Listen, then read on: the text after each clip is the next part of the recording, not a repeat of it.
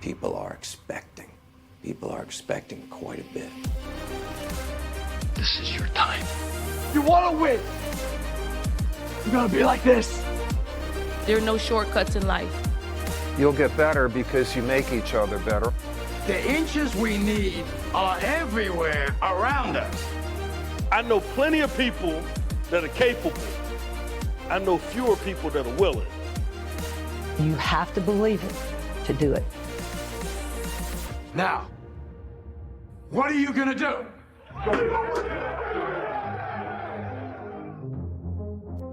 Welcome, everybody, to another episode of Sideline Sessions here on the B Podcast Network. Thanks, as always, for being with us. And we're here to have another great conversation about coaching student athletes, mental performance, and all kinds of topics that are going to be supportive to you in your role as a coach, as a parent of student athletes, or as a student athlete yourself. So my guest today is Jason Payne. Jason has coached the Varsity Boys Basketball team in Yorkton, Saskatchewan, Canada for the past 24 seasons, and he also works with teams and athletes as a mental performance coach. Jason, welcome to the show. Thanks for having me, Ross. So let's start here, where we start a lot of times, but how'd you get into coaching? I've been around sport essentially my entire life. My father was a hockey and track and field coach, and really sports just been part of my life since as long as I can remember. And I think that for me, as my time as an athlete ended in university, it's just seemed a natural thing to start getting involved and staying in the game, and really coaching became that avenue for me. I worked with a high school team in my last year of university, and it all clicked right away. I totally understood what it was that continued to bring my dad back to track and field.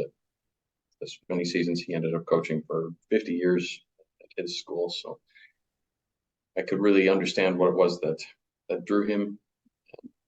I was pretty much hooked right away.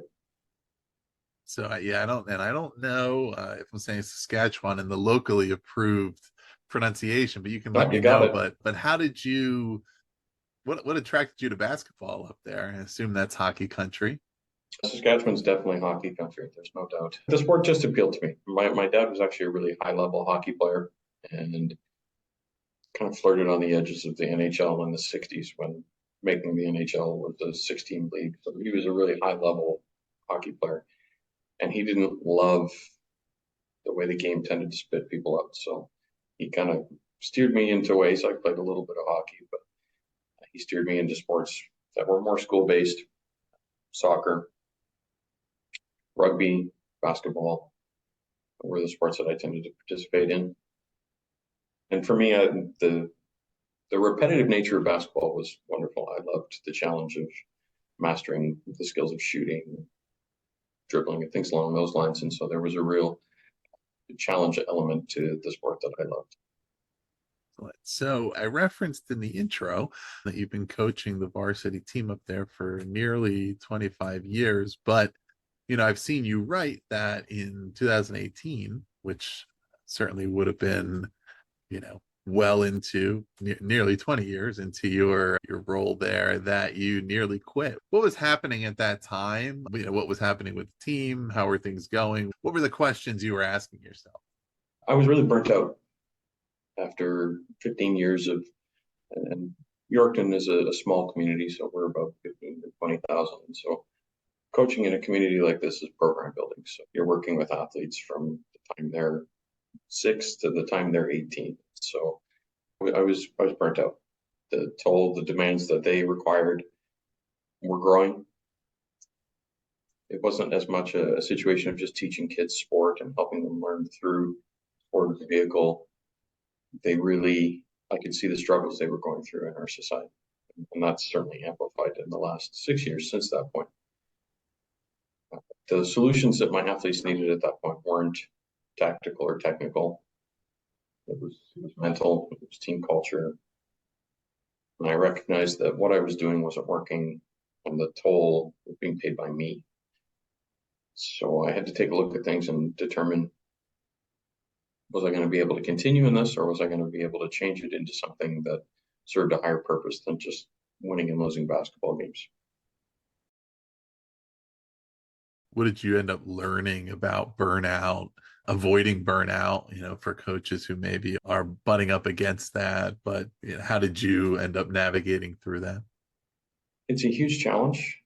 Remember that season ended in 2018, and basically I spent the next 2 weeks like completely shut off from society. I didn't really.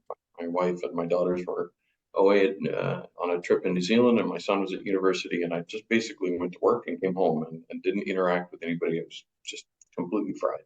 For me, avoiding burnout has been really the key is leaning into the things that provide me with positive energy. That's writing. It's making sure that I'm using sport as a vehicle to drive human performance, to drive growth, to drive development in terms of who the athlete is as a person, and making sure I avoid burnout by making sure I'm connected to those things at all times. Sure, we like to win games more than we like to lose, like every single coach on the planet and athlete. But there's a higher purpose to what we're doing, and I find connecting to that higher purpose and making sure it's really intentional has had a really positive impact on the ability to continue doing something that occasionally is quite challenging. What about like how would you relate that advice to a new coach? Somebody who's just getting into it, maybe is, they're not certainly yet at the point of experiencing burnout, but I think some of the same lessons would apply, certainly as far as avoiding or preventing that, but as far as maybe defining, revisiting, staying tethered to their purpose, their, the bigger picture of what the job is about with student athletes in particular, and the range of goals and outcomes that we have for them, beyond every coach, every athlete at every level, even at non-competitive levels, right, like prefers to win, and depending on where you are, there's expectations and pressure that may come along with that, but that can lead to that burnout. But so if a newer coach or somebody who's just thinking about getting into coaching, how can they apply the lessons that you learned nearly 20 years into your career to start themselves off on the right foot? Yeah, I think there's a real evolution that we all go through as coaches. I think step one is you really sort of follow what your coaches were, and then you start to develop your own identity past the tactical and the technical. And I think my advice to new coaches would be to really focus on human aspects of coaching first. The tactical and technical is certainly important in a basketball sense. You can't win games without some sort of structured offense and some sort of structured defense and a plan for transition offense and defense. But I think those things are secondary. Yeah. I think that making sure that you have a plan to intentionally create culture in your team, you have a plan to, you are connecting with your athletes on a human level, on a daily level, is going to provide more long-term reward in coaching than winning and losing games. Again, that's certainly the whole goal, but I think that making sure that you're able to connect to the higher purpose as soon as you can, and understanding how you're impacting and shaping lives.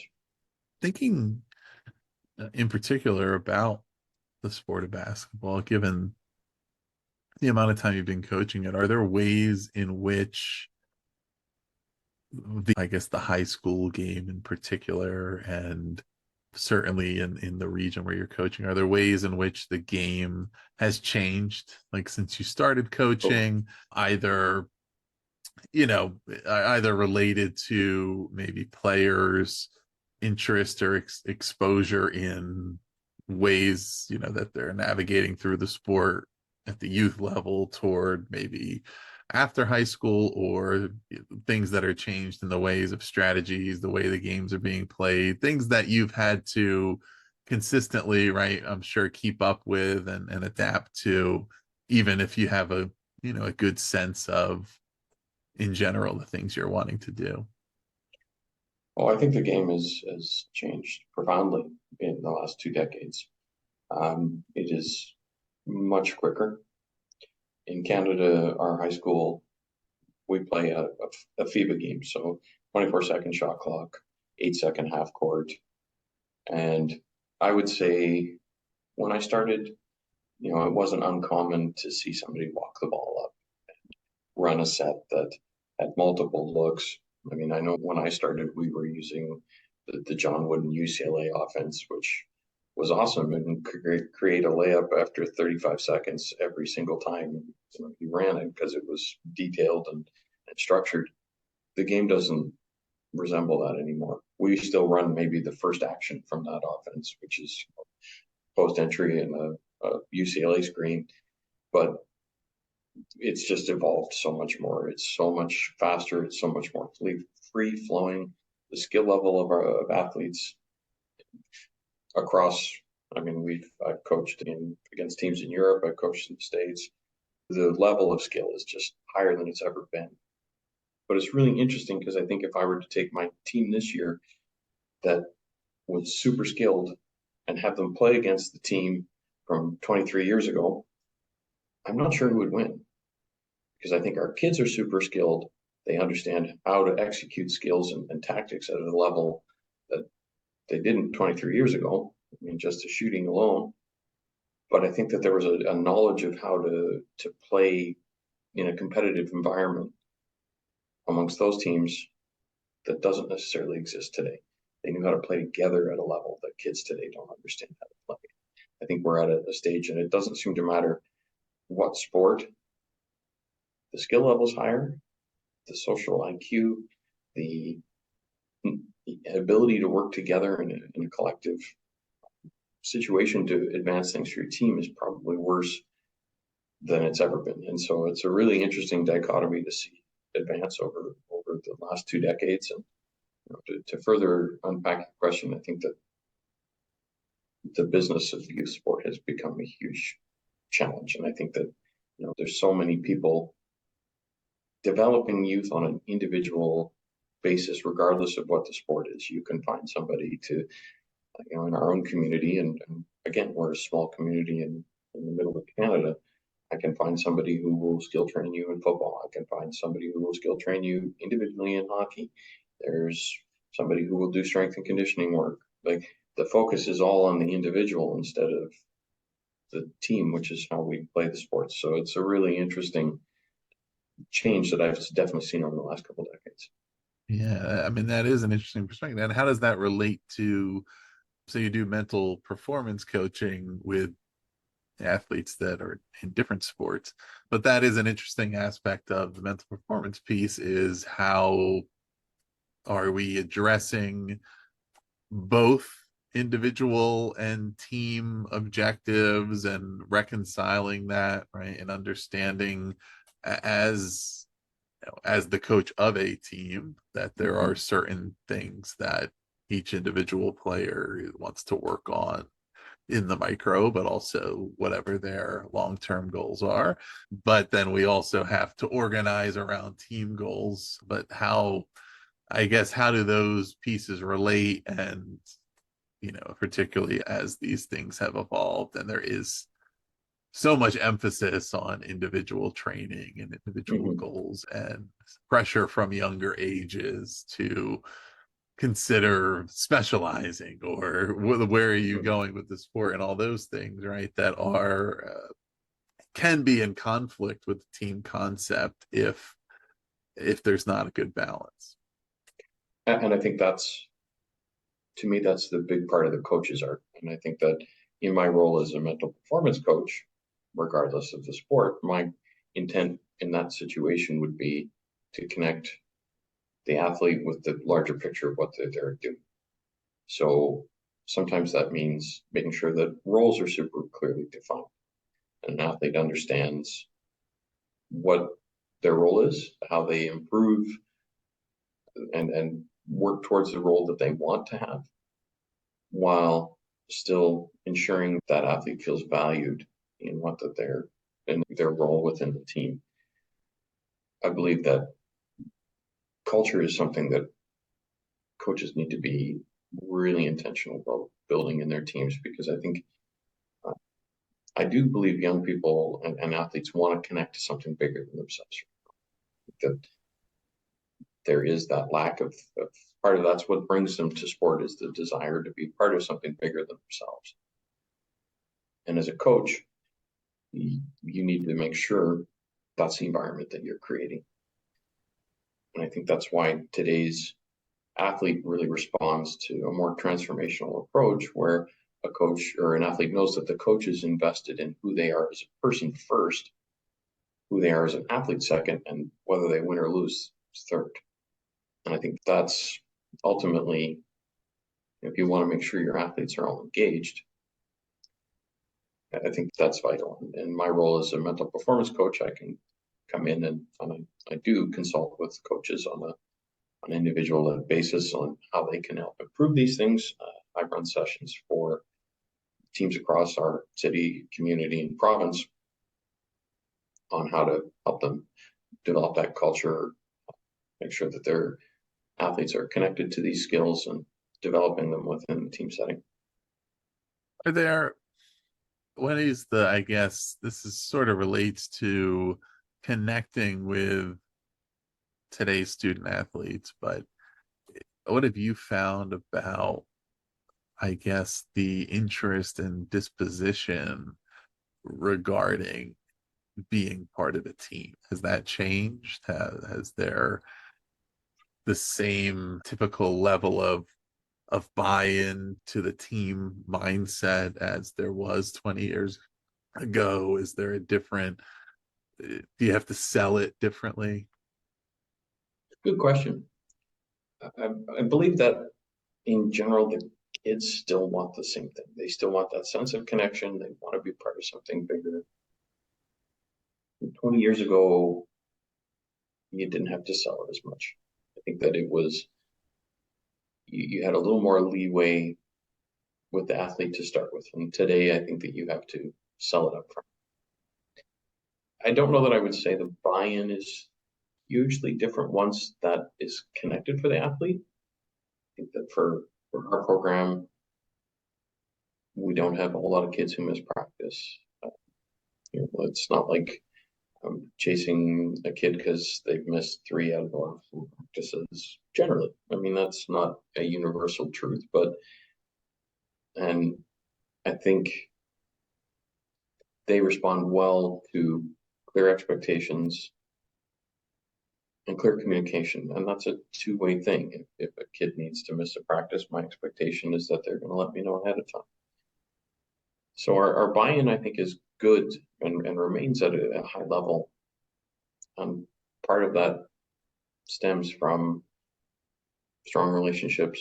Part of that stems from them understanding what our culture is about and having input into that culture. And if there's something they're not keen about, then I want to hear about it and be able to change it so that it becomes something that they remain bought in on. And it is different. I think kids today are different than they were 2 decades ago, but not as much. I think that in many cases, it's the adults that are different. Kids are overscheduled. They're doing too many activities. They have jobs and play 2 sports. Well, you can't commit to any of those things. Right. Yeah, I don't have a great feel for this necessarily, but it almost feels like sometimes there is the trend lines or the necessities for where some coaches need to focus and where they may need to get some of their athletes to focus are almost moving in opposite directions, right? We've talked about, as a coach, being able to look at a broader picture and focus on objectives and a purpose beyond wins and losses, and which is not to say that's not also an objective, but that there's more to it than that, and that's not, the complete summation of whether or not you've done a good job, and it's not that the ends always justify the means kind of thing, right? But that with the young athletes, and as they're advancing into these competitive ages, are they almost less predisposed to be having an emphasis on the wins and losses of the team as contrasted with their individual performance or what they perceive to be their individual opportunity in a way that maybe needs to be reconfigured sometimes. Again, not to say that the only, if we lose, it was a total waste and that's the only reason why we're here, but that sometimes maybe it does feel like, going back a few decades, that was, for the vast majority of athletes, that was their number one goal, to win as a team. And now there may be, a fair number of the athletes who that's very much secondary, and not secondary to fitness and having fun and collaboration, but secondary to what did I do or what did I get to do. And sort of what I hear you saying is being able to refocus a generation that's sort of insular and focused on me to look to how do we function as a we. Right. And because it, in so many areas of their lives, right, there's so much pressure on everything from a young age to be a high achiever and perform at this optimum level. And what you're rewarded for is individual performance, right? And there's not rewards in most of those areas, whether it's your grades in school or your participation in extracurriculars or competition for competitive placements or whatever it is. You're not rewarded for teamwork. You're rewarded for, well, that you're actually, you might feel as though you're punished for that because you're always in opposition to everybody around you for what seemed to be a limited number of opportunities, whereby in a team sport, the reward truly, at least the ultimate reward for the team, comes from the team functioning as a unit and understanding how they fit together and support one another, not did each individual do whatever they felt was best for them. No, absolutely. You're totally on to, I think, one of the huge challenges for modern coaches working with young people today. But I think that there's a really important component that I think people miss sometimes, and I think it's that kids crave connection. Mm-hmm. They may not totally understand it. They may not have been raised to understand that functioning in something that's bigger than themselves is really rewarding. You're right. They are taught that it's about my performance, my achievement, what I can get out of anything. I believe once they start to experience being part of something like a high functioning team, it unlocks something for them. And in that, they're able to understand the rewards that they're getting outside of individual accolades, performance, opportunities, that sometimes there is real satisfaction in being the person that locks down the opposing defender but only score, or the opposing top player but only scored 2 points. Understanding and making sure that as a leader and a coach, the environment is created that allows that kid to get celebrated just as much as the kid who scored 30. And once that happens, kids are going to buy in at a level that you want them to buy. They're going to understand. The rewards to doing that are high. That they are going to have lifelong friendships. They are going to have lifelong memories. They are going to take lots away from their time in sport. That's going to improve their quality of their life and help them understand how to function in our society and hopefully continue to make it a better place. Right. What does it look like, for coaches today to connect with the student athletes, to develop productive relationships? I think it stems from a place where they know you have their best interests at heart. And you're interested in who they are as a person and what they like to do, what they spend their free time doing, what are their goals, what are their aspirations, what do they care for away from sport. It requires an investment in for both. And when they know those things about me, they're more likely to share those things with them. We try and make sure My assistant and I make sure we're circulating through the team every day and checking in on how school's going, how life's going, how did grandma's surgery go, all the things that help them realize that we're invested in them as humans and that the sport is just what we do together.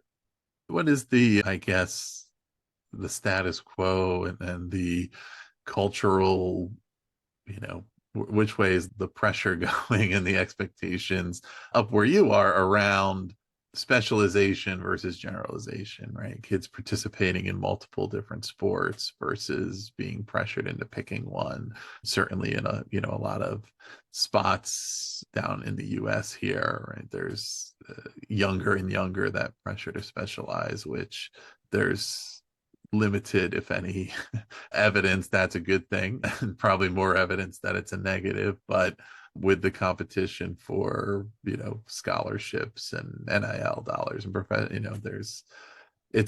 I understand the genesis of it, and yet with so many things, it's maybe not a great solution. But yeah, what's happening? What have you observed up there in Canada and in your part of the country when it comes to that debate?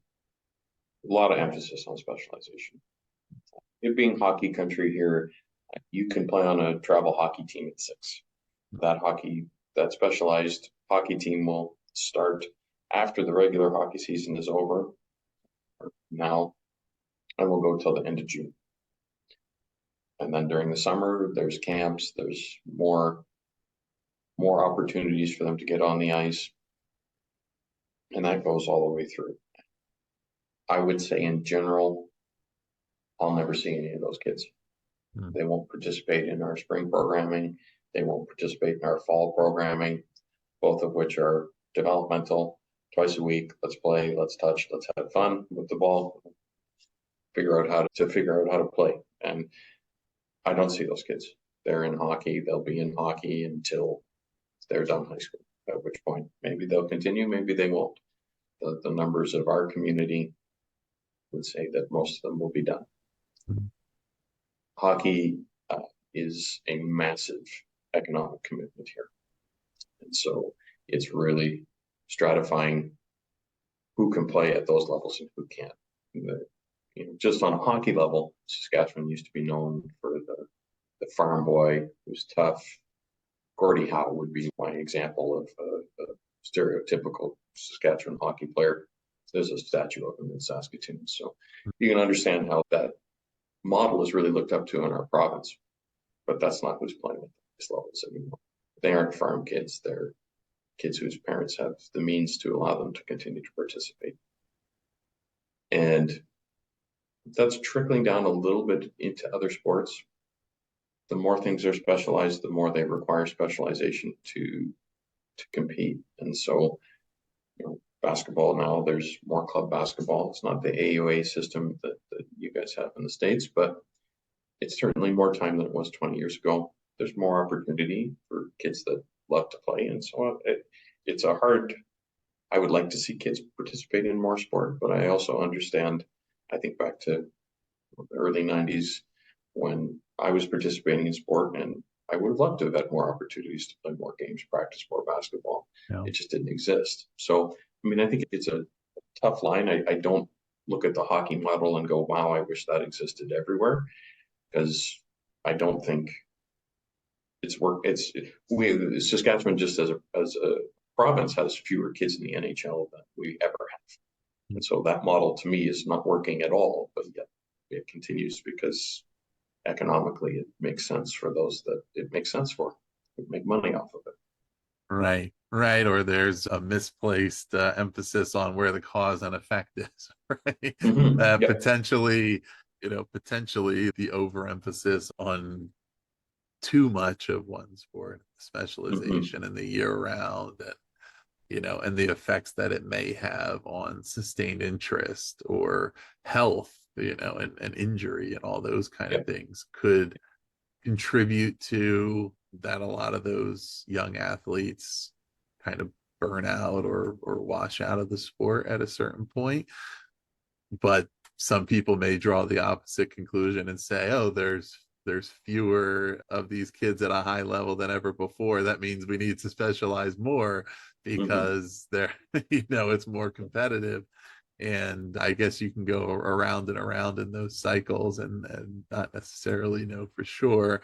But, in any case, whenever the decision making about, I guess, what we are emphasizing with our 6, 7, 8, 9, 10-year-olds is all based on what are they going to do when they're adults. We're probably likely to make a few wrong decisions. Yeah. And I mean, as a parent of 3 kids in their mid-20s, I can give you the list of ones that we made. But I mean, I think that it's about focusing on those kids who are 6, 7, 8, and 9 and saying what we want them to take from sport. I think that's the part that has gotten lost. I think, to me, understanding how to be a good teammate, understanding how to be a supportive person, understanding how to win, how to lose, how to commit everything you have to being the best that you can be are all huge things that we can take away from sport. I think that one of the things I've really tried to focus on with the mental performance work is helping coaches realize that they can instill mental skills in their athletes that are going to help serve them and serve their mental health away from sport for the rest of their lives. And I think that's an area that is super important that has really not received a whole lot of, I don't think anybody trains coaches in how to do that. And I think it's a vitally important part that has been missed. Yeah, I mean, the explicit teaching of how we're developing those skills via sport, right? Where, so many adults, particularly those in leadership positions or whatever, that had played sports growing up at any level, youth, high school, college, will always articulate lessons they learned through that experience, but not, just that it happened naturally, that it wasn't necessarily explicitly taught and prioritized. And yet there are so many things that's part of the experience. Thinking about, staying in that realm, and certainly in the realm of cross sport, right? Just athletics in general. What are the pillars of high performance as you kind of define them and focus on them? I think, to me, I see 3 real important pillars for athletes. It's basically understanding how their thoughts impact who they are and the narrative of what their life looks like. Ultimately, the quality of the messages we give ourselves impact our self-image, impact how we interpret everything that happens in our lives. And so I think that, to me, an athlete with a strong understanding of how their self-talk impacts their life is an important pillar. I think that focus is another important mental skill that makes up a pillar of an elite mindset. There's no doubt that our young people are more distracted and have worse focus than any point in human history. I would say that extends to us as adults as well. So helping them understand the role that their phone is playing is an important one. How to laser fine-tune and have locked-in laser focus is a skill that is going to serve them really well in terms of building an elite mindset, while also giving them a life skill that is really important. And then I think that the last one would be the ability to set, track. And so those are 3 areas that we focus on explicitly in the classroom every year. And so my seniors have done it. Some of them have done it for 3 years now, and they get good at it. They understand, they catch themselves, and they partner up with a younger player on the team and help them sort of start to understand and recognize those areas when they're creeping into what they're doing. But for us, that's the foundation of elite mindsets that we want to create within our athletes. And I think for coaching, I think there's there's a three-pillared approach there too, that we build a competitive advantage by having athletes who function at that high level.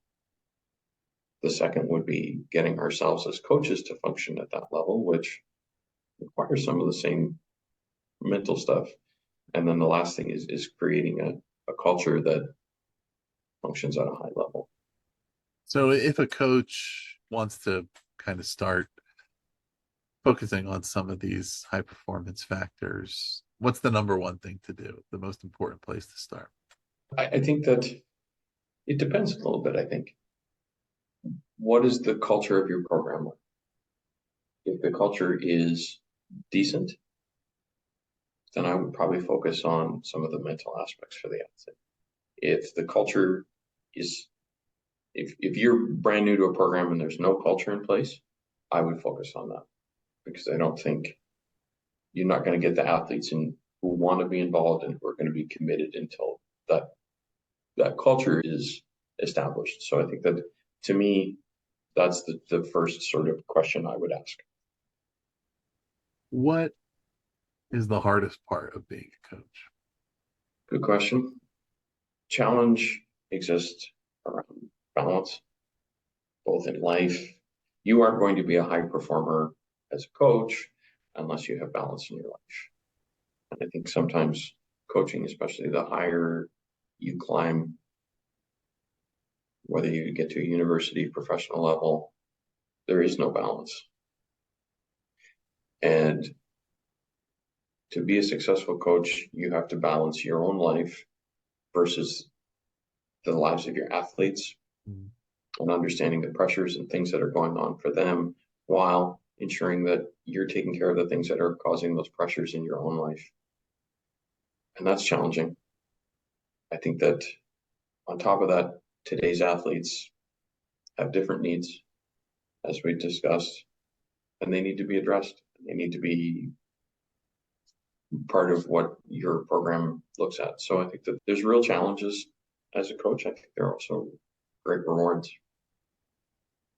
Yeah, something I'm thinking about is how, and the discussion we had earlier about the different ways, and we're communicating to young athletes about the goals and individual versus team objectives and so on, is what it requires of coaches regarding their attitude toward servant leadership, I would say, their humility regarding their position and what their role is with respect to the student athletes. And that I feel like there were so many times in the past where, when I'll put in air quotes, team was emphasized above all else, where what that really meant was like team was synonymous with coach, right? And when the coach said, do this for the team, what it really meant is, this is what I want and do this for me. And it was maybe a convenient framing to be able to, to say it was about the greater whole, but it wasn't necessarily an account for, the team is a composition of all the individuals that make up their team. So their individual perspectives, needs, goals, strengths, weaknesses, all, they all blend together to make up what are we working toward as a unit.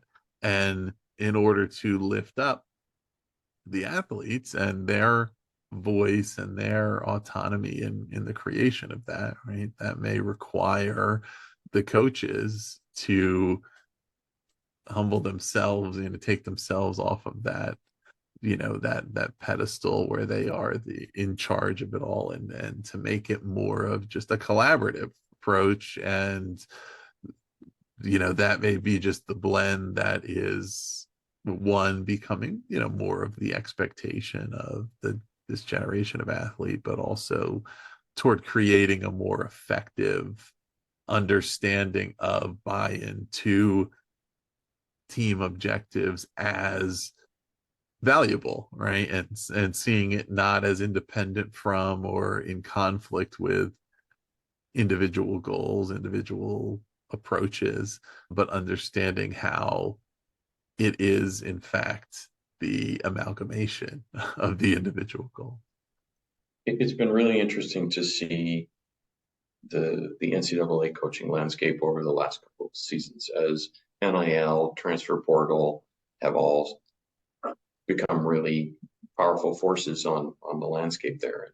It's been really interesting to see how that's driven some coaches right out of the game. You hear some of the old school guys who are, I don't want to do this anymore. I can't coach under these circumstances. And really, I think in the NCAA level, it's just been a power flip. No longer do the coaches wield all the power. Now the athletes wield all the power. Mm-hmm. It's really created an interesting environment. And for some people who look at what it used to be, it's too different and they can't handle that. While others you can see are profiting from it because they have to recruit their kids every year. Yeah. It's not a simple thing of saying, you know what, we've got you here now and you either perform or we don't renew your scholarship, which is how it used to be. Now it's, if I don't like the culture and the environment you've created, coach, I'm leaving and finding one that does suit me. So I think it's been a really interesting flip that way. And it definitely has changed the landscape of college sports for sure. I don't know if it's for the better or for the worse. It's really interesting to watch. And it certainly has taken a toll on those leaders who have a real transactional approach where, like you said, they're there, you as the athlete are there to serve the coach and put an emphasis on programs where the coach is there to serve the athlete. And I think that with athletes at a younger level, even at the high school level, you still have to recruit them you still have to recruit them every day. I think that as a coach, I don't see myself, it's not my program, it's not my team. When I leave, I don't take it with me. Every year is a new team, and I'm one of the members of that team. Mm-hmm. So to me, we're all in it together. I'll be there next year, and some of the kids will be too, but it's not a situation where it's something that I own that they're part of. It's ours. It's something collectively that we do together, we build together, and we work towards the same goals collectively. Right. And I think that works in a way to help sort of combat some of that me versus we stuff that we've been talking about. Yeah, and it does. I mean, to the point of recruiting them daily, I feel like that's a version of that has come up a few times here recently. But with your team, whether you have 6 players, right, and you have one who's not starting, or you have 15, no matter what the number is, somebody is going to be at the end of the bench, so to speak. Somebody is going to be the one who is having the fewest opportunities to contribute on the court during the game. Does that athlete still feel like a contributor, a member of the team, a valued, and if not, how are we strengthening that and sustaining that? Because eventually, okay, this one walked away, that one walked away. Eventually, somebody, no matter how many walk away, somebody's always going to be in that spot, and yet it gets to a point where it's unsustainable. And yeah, I'm very interested to see it in the university, the college athletics, what happens in 5 years from now, because I think for all of the positives in the power imbalance that have been, course corrected in some ways, there still are a lot of unanswered questions about what is, how beneficial is this to the long-term development? How is the ability to access immediate rewards in some ways potentially at conflict with, right? So in football, well, in some ways that power imbalance is switched. And it'll be interesting to see, can they get it back to a level playing field for both groups? It's switched. You're right. It's going to be and in a lot of ways, in a good way, right? And Yeah. one of the easy examples of why it was so it was not the way it should have been before, were the transfer rules and how they contrasted with the coaches' mobility, right? And a coach could recruit you into their program, and then they could choose to leave for a new job.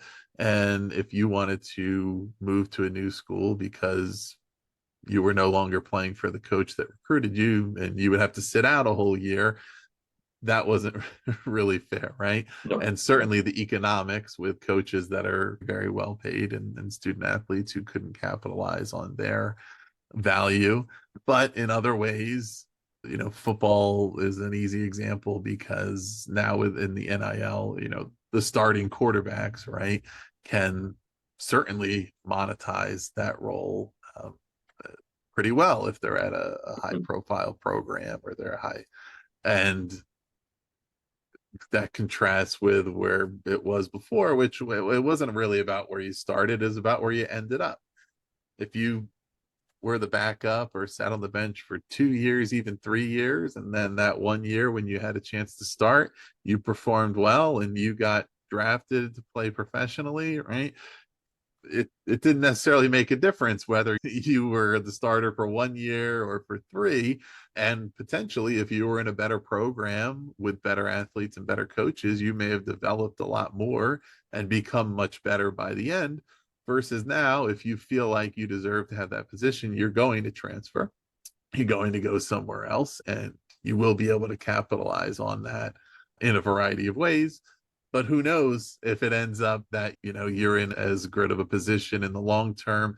And, that's for individual, that's choice for them to make for themselves. But it'll be interesting in, the next half a decade to a decade, once there's more of a sample size of seeing how is this really playing out over time, once some of these coaches that have been at it for a long time and couldn't adapt are replaced, do some of these things change with coaches that have a different approach. And in the long run, of course, it is advantageous for everybody to have to have more power in their position and be able to make decisions that are beneficial to them. But it certainly it answers some questions, and it asks a lot of others. And it'll be interesting to see how they reconcile. I can't imagine the inequity amongst teams. You have one player, and Caitlin Clark is on national news commercials and ad campaigns, and I can't imagine the 10th player on Iowa is making 100th of what she's making. And so, I think that dynamic must be really interesting in locker rooms, and probably provides coaches with a real challenging set of dynamics that they need. At that level, they really have to sell we over me. But how do you do that when one person is earning 100 times more than another? It would be very, very challenging.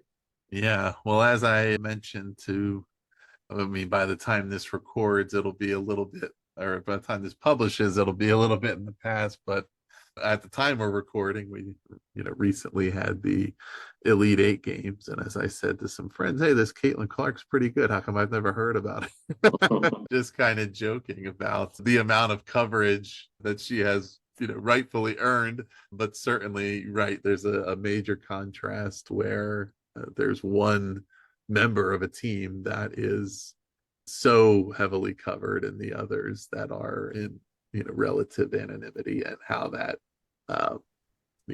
and particularly with the women's athletics, where there are significant dollars, I think, that are available right now to the star performers. But as you said, it's not going to be super equitable across the board there. No. And more challenges to figure out. But as we're wrapping up here, Jason, you also have your newsletter, Competitive Advantage, and that is all about helping coaches improve performance of teams, coaches, athletes. A lot of what we talked about here today. But what's an example? What are some of the things that people might read about there, and where can they find it? They can find it at the the competitiveadvantage.ca. Basically, a weekly, sometimes bi-weekly, depending on life, newsletter that explores how coaches can tie into those three aspects of the competitive advantage that we talked about: how to create athletes with an elite mindset, how to create environments, cultures that are high functioning, and how can they, as coaches, become high functioning themselves. So each week we try and provide practical tools for coaches. I'd like to send out lots of handouts on things. This week's issue is going to be about motivation, how coaches, and really this ties into what we've been talking about today, how coaches can help build those bonds and help create a we by understanding what motivates each of their players to play. And in a basketball team, that's not that hard. There's 12 kids. It involves some questioning and understanding. And in a football environment, that's a little more challenging with as many as 60 to 100 kids. So, but all of it becomes important when that's the intentional work that has to be done to create that culture. So that's kind of what the newsletter is. A nice little community that I hear from when they like things and things they want to. Most of it is coach driven, so I look for suggestions lots, and the motivation we're doing came from a suggestion from a reader. So I hope I'm touching on things that are both applicable and interesting to coaches, but also are really helpful. Excellent. So listeners, yeah, if you're interested in that, check it out. We'll put the link below. That's the competitiveadvantage.ca. So you can go there, subscribe, send in your ideas, think about things you want to hear more about. We'll also link to Jason's social media profiles if you want to follow him on Twitter and LinkedIn. And so, yeah, check all that out. Those resources are valuable to you, and connect there. Please also, if you have not already, subscribe to Sideline Sessions to hear the rest of this spring season. We're going to continue to bring conversations with coaches from all across the sporting landscape. We have everything from basketball to golf to general mental performance to baseball and more. And so tune in for all of that, and visit thepodcast.network to learn about more of our shows, particularly if you're in education leadership. There's a lot there for you. Jason, thanks so much for being on the show. No problem. It's my pleasure.